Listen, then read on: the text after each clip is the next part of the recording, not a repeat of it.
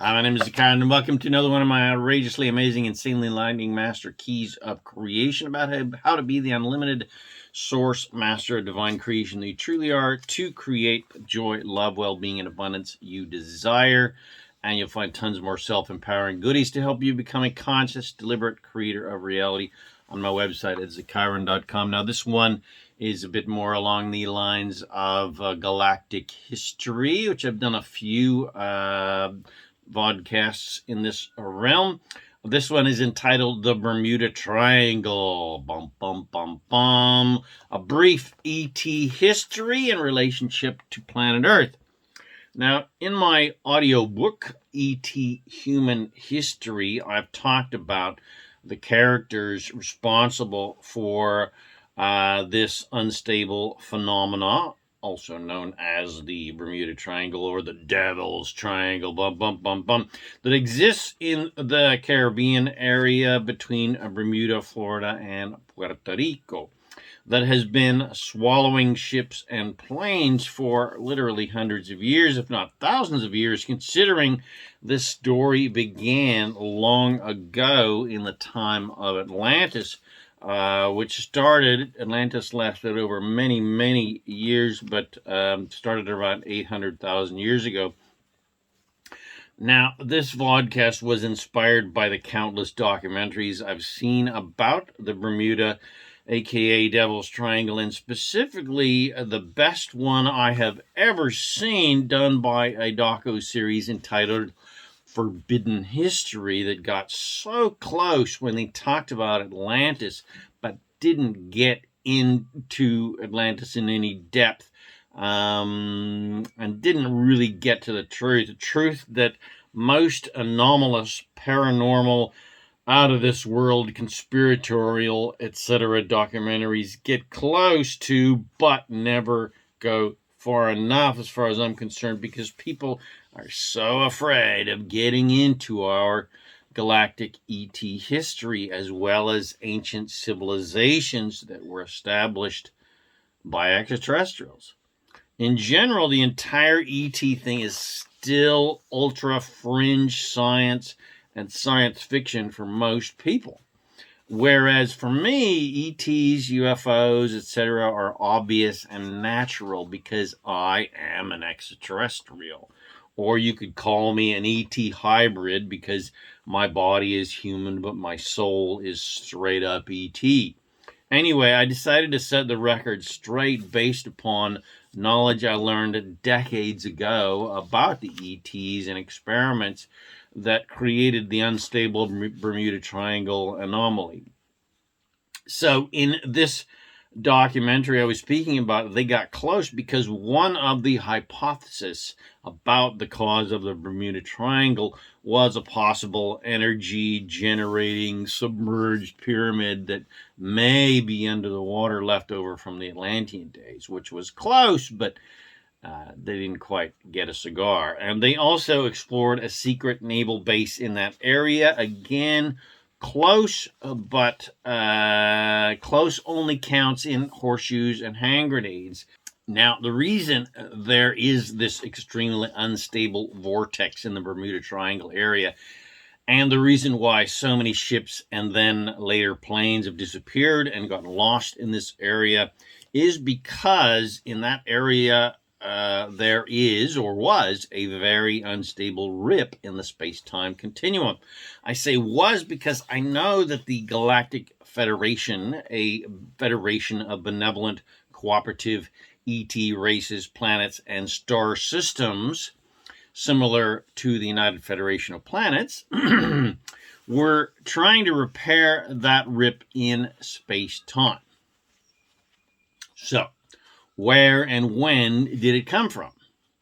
To answer that, we must go back in time to the times of Atlantis and Lemuria and the various Atlantean colonies that existed around this planet and civilizations that came out of that Lemurian and those Lemurian Atlantean time.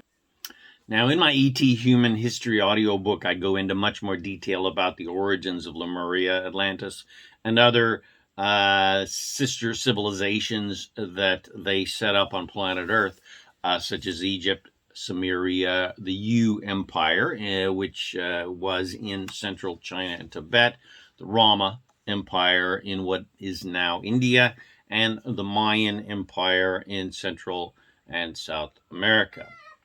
And you can read more about these civilizations in Sheldon Neidel's amazing book, You Are Becoming a Galactic Human. And other galactic ET and ancient civilization books that are out there. Most of them are channeled, channeling the Pleiadians, etc., like Barbara Hand Clow, Barbara Marciniak, etc.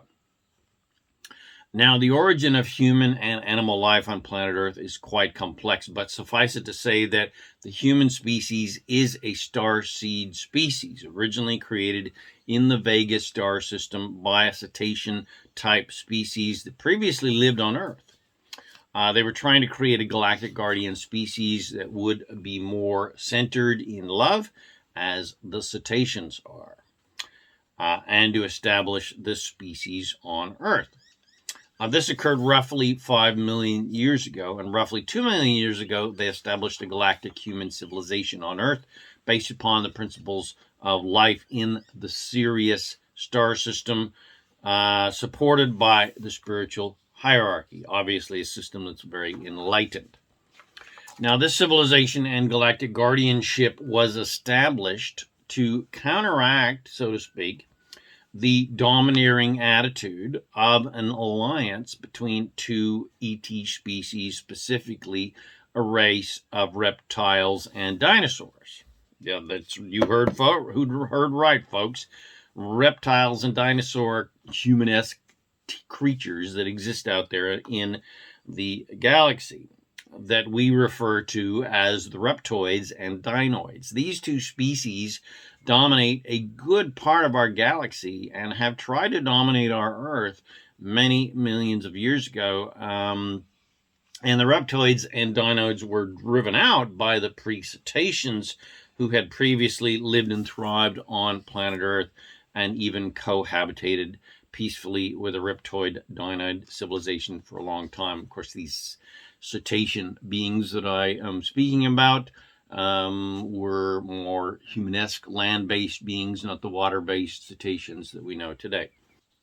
What followed was a very bloody war which did drive out the reptoids and dinoids, but the fallout was the destruction of Mars and Venus. That's right, Mars and Venus used to be inhabitable and inhabited, as well as the continent and civilization of Hibernia, a previous land base area and civilization. Now, after driving out the reptoids and the dinoids, galactic human civilization was set up on the continent of Lemuria, which existed in the Pacific between what is now Australia and the Americas. This occurred around 900,000 years ago. Now, Lemuria was a very enlightened civilization based upon Syrian, Lyran spiritual principles, and Lemuria had also set up many daughter empires around the Earth, especially the Yu Empire in the area of what is now Tibet and central China. And the largest daughter empire that they set up was Atlantis, which was a continent between America and Europe.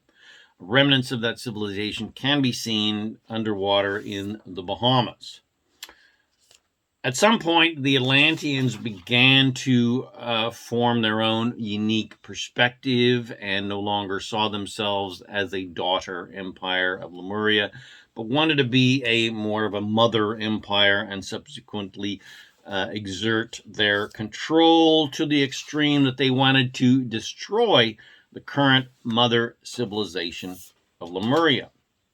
Now, Atlantis then, with the help of renegade ET allies from Alpha Centauri and the Pleiades, destroyed the continent of Lemuria by shattering one of our two moons. That's right, we used to have two moons, and raining asteroids down upon Lemuria, which created a volcanic catastrophe, which imploded volcanic gas chambers under Lemuria and sank the continent.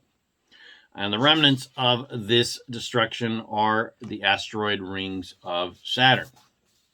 Now, this destruction occurred around 25,000 years ago. The Atlanteans then proceeded to exert their very non-democratic, controlling, domineering rule upon the planet. But there were still many civilizations on Earth that were originally set up by Lemuria that were loyal to the more loving, spiritual, and democratic principles of Lemuria. Rebellions continued for around 10,000 years until Atlantis decided to once and for all destroy these Lemurian-based colonies, specifically Ionia, which was based on what is now the continent of Europe. And the Atlantean elite decided to use a similar plan as they had used to destroy Lemuria. But the Ionians and their allies got wind of their nefarious plan and decided to beat them to the punch. And the Shambhala Empire, aka the Agartha Empire, which is an underground civilization originally set up in the Tibet Central China region, together with Horus, leader of the Egyptian civilization, and the Rama Empire, aka India, decided to destroy some of the crystal temples, which housed the network of crystals that held together the firmament, which was a layer of crystallized water surrounding the Earth that protected our atmosphere from extreme weather and maintained a steady temperature. This firmament is spoken about in the Bible and probably a lot of other really ancient texts. Now, their plan was to just knock a hole in the firmament and flood out Atlantis. They, of course, succeeded in destroying Atlantis, but they also succeeded in destroying the firmament entirely, creating the great flood written about in the Bible and subsequently destroying most life on planet Earth, the Rama Empire, the Egyptian Empire, and the Sumerian Empire. And this flood also spread worldwide, which is why most civilizations have a flood story in their historical mythology. Now, finally, what about the Bermuda Triangle? Well, now we swing back to Atlantis. So I've already mentioned the crystal temples. Now, during the Lemurian and Atlantean times, we used crystals for everything. The Atlanteans were the masters of crystals. And we did lots of good things as well as bad things with those crystals. I say we because I was one of those Atlanteans who did nefarious things with crystals. During one of the many retreats that I attended with a channeled entity by the name of Mafu, in the 80s and 90s, at one retreat at a really amazing place called Zaca Lake in California, every attendee at that retreat had experienced a past life in Atlantis together. And Mafu led us through a really amazing past life experience to remember those very profound lifetimes. Now, for me personally, I was a very powerful priestess and crystal master, or a mistress, if you will. And I did some pretty nasty things with, well, I probably did some good things as well, but I did some pretty nasty things with my power and the power of crystals. Anyway, you must understand that we are a galactic species set up by the extraterrestrials, specifically of the Galactic Federation. Now, our planet is basically an ET colony. And many species of ETs have lived here and set up colonies here. Basically, life is just like Star Trek, and the various ET colonizers got here via spaceships. And colonies regularly communicated with and were governed by their mother civilizations in far-flung star systems such as Sirius and the Pleiades.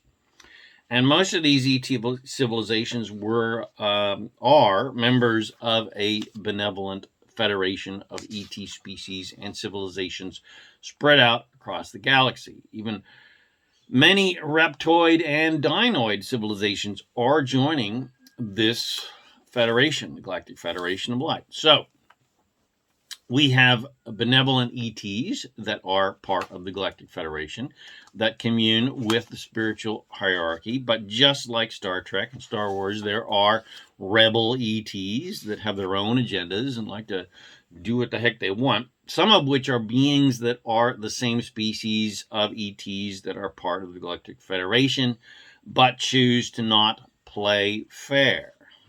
Now, I talked about the wars between Atlantis, Lemuria, and Lemurian colonies, and I touched on wars between humans and the Reptoid Dinoid Alliance. Now, these conflicts have gone on for literally millions of years across our galaxy between humans and the Reptoid Dinoids, including on this planet prior to the establishment of the Lemurian human colony. And there are many other ET species throughout the galaxy other than humans and reptoids and dinoids. One of those races is the classic big-eyed, round-headed, spindly, gray ETs that have been abducting us humans for 100 years or so. But here is the plot twist. Even though these guys, these classic gray aliens, look classically extraterrestrial, well, they're actually hybrid humans. Bum, bum, bum, bum, boom, mic drop. Who'd have saw that coming? So why have they been abducting us? What is their interest in us humans? Well, there are two stories about the Greys. One is that due to galactic wars and radiation, their species was decimated to the degree that they could no longer reproduce and began cloning to continue their species. The other story is from Bashar, who is an entity channeled by Daryl Anka, who is a hybrid Essassani from the future. And according to him, the Greys are not actually ETs, but are mutated humans. And they have been abducting us to get our DNA. And that makes complete sense that they are actually mutated humans rather than ETs, and why they are so fascinated with our DNA and our sexuality and reproduction. Because according to Bashar, they are from a parallel Earth where they destroyed their environment and became addicted to intellect. And they became so mentally oriented that they lost all ability to feel emotions and to feel love. They then lost their sensual desires and mutated into a completely androgynous species with no sex and no sexuality. And to continue their species, they reverted to cloning as the only way to continue reproducing. But due to cloning and the loss of their emotional bodies, their DNA was no longer viable, and their species was essentially doomed.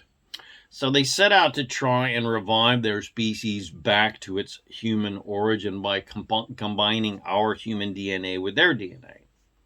Hence all of the abductions and the fascination with our sexuality and our reproduction abilities, including, bizarrely enough, the reproductive organs of cows.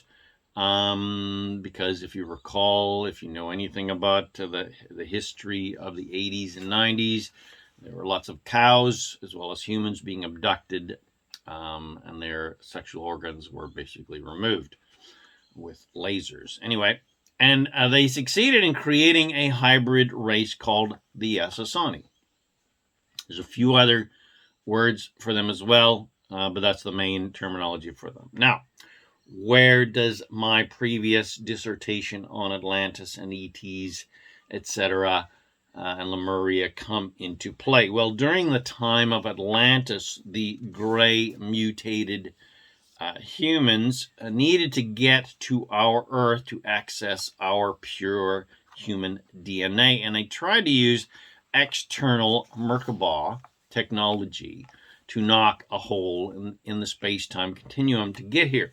And according to Drunvalo Melchizedek, in his book Secrets of the Flower of Life, and his video courses that he did long ago, They used external Merkaba or technological light body technology to try and ascend, to try to sort of ascend to higher dimensions, because they knew that their current faulty DNA could not evolve or ascend to higher dimensions when planet Earth ascends to a higher level of consciousness. Because even though humans are not typically aware of it, we each have a light body. We each have a light encoded geometric structure around our physical bodies that we can activate and use to move into and through higher dimensions, and also used to physically evolve as a species into a higher level of 12 strands DNA, because we only have access to 2 strands of DNA currently. That's another story. Suffice it to say, the mutated human greys needed our pure human DNA combined with their DNA to create a new race of humans that could evolve, because it had gender and sexuality and the ability to have sex and propagate a species with love, not technology. But most importantly, to love in general, because you can only evolve spiritually and go to higher dimensions of evolution with love, not technology and not with intellect, because the nature of the universe, the nature of creation is unconditional love and joy. And you can't bust your way into higher dimensions using technology, which is what the Greys were trying to do at the time of Atlantis, and which is what created the unstable space-time conditions in the Bermuda Triangle area. And we can pretty much assume that the Greys were assisted by the Atlanteans with their experiments, because that was kind of crap that the Atlanteans were getting up to, which obviously failed miserably. But our story does not end there, because the experiments with our DNA didn't really get fully amped up until the 1940s, 50s, 60s, and especially the 80s and 90s. Here's where our story becomes more present time, and less mythological and galactic, historical, etc. Because in the 1940s, with World War II and especially the proliferation of nuclear bombs, here's where we really came under the ET radar, so to speak, and where the ETs started getting directly involved with planetary governments. And there were 2 different groups of ETs, those being the Greys, who were supporting the U.S. government by making a deal whereby they would give the U.S. government technologies in exchange for allowing them to abduct humans without any government interference. And there was also a renegade group of Pleiadians supporting the Nazis by giving them space and rocket technologies. And one of the classic true conspiracies was the fact that when the USA and Russia invaded Germany, they recovered many ET technologies, including saucer and bell-shaped spaceships. Why these Pleiadians were supporting the Nazis is an absolute mystery, yet to be solved. But needless to say, when you are a group of ETs stationed out on the outer rims of the galaxy, sometimes these ETs get power hungry and create their own agendas, just like in the movies. But enough about the Nazis. We've banged on way long enough about them. Now, the Greys still had their agenda to try and bust through the dimensions, so to speak, to somehow keep their civilization alive. And they made a deal with the U.S. government to try another external technologically based Merkaba experiment under the guise of making a naval ship be invisible to enemy radar. This, of course, is the classic true story of the Philadelphia experiment, of which a movie was made about this experiment. And in classic form, just like the Atlantean days, the Philadelphia experiment went horribly wrong. Many of the great scientists of the day were involved with this experiment, including Nikola Tesla, who, by the way, designed the technology behind this pendant and the technologies that I sell that harmonize electromagnetic frequencies. Anyway, Nikola Tesla, who immediately regretted his involvement because when they activated the technological Merkaba machine to make the ship invisible, what really happened was the ship in 1943 went out of space-time and reappeared in 1983 in the island of Montauk, New York, when and where they were again conducting another external Merkaba experiment. Now, as soon as the machine was activated in 1943, all hell broke loose. Some men on the ship jumped overboard to safety. Others reappeared in 1983, but were embedded into the structure of the ship. Others survived, like Al Bielek, to tell their tale of survival and time travel. You can watch videos about Al Bielek on YouTube about his harrowing experiences from the seminars that he has spoken about. Since the 1800s, countless ships and later planes have been lost in the Bermuda Triangle, most of which wreckage has never been found.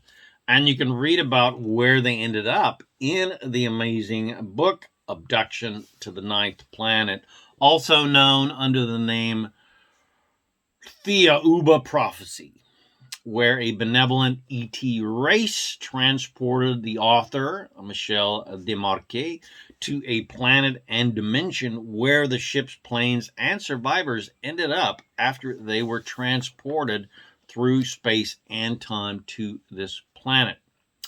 Now, these experiments have fortunately been discontinued, and the Galactic Federation has stabilized this anomaly, and in the last 20 years, there have been very few plane and ship losses related to the Bermuda Triangle. One private pilot did experience very anomalous readings and experienced a time where all of her electronics and guidance systems would not work, and she experienced a complete lack of vision, as if a blanket had been thrown over her plane, but she made it through safely back to Florida. But hopefully that area will be brought back to normal, and it will be safe to fly and sail through the Devil's Triangle. Dun dun dun dun dun dun dun dun dun dun dun. So I hope you have enjoyed my quick little historical ET Bermuda Triangle summary vodcast, the Bermuda Triangle, a brief history report, a brief history of their involvement with planet Earth, specifically the gray aliens, and a little bit of ancient galactic history. And I hope it helps you open to our ET starseed history, as well as our involvement with ETs in general, as well as our ancient history that goes back literally millions of years, not just a measly 5,000 years like a lot of religious people believe. But we won't go there, girlfriend. Anyway, I hope you enjoyed my podcast. If you did, please share with your friends. Bless them with these amazing teachings. Please subscribe to my YouTube channel and my podcast channel, The Master Keys of Creation. Come visit me at ZaKaiRan.com for tons more self-empowering goodies to help you become a conscious, deliberate creator of reality, to literally make your dreams come true. Come visit me on Facebook. Send me a message. My name is ZaKaiRan, and I'm here to help you remember that you are an unlimited master of divine creation, and you have the power and the freedom to create the joy, love, well-being, and abundance that you desire. Anyway, thanks again for watching my video, or listening to my podcast, and I wish you immense joy and abundance on your magnificent journey of divine creation, and remember to make life a holiday. Woohoo!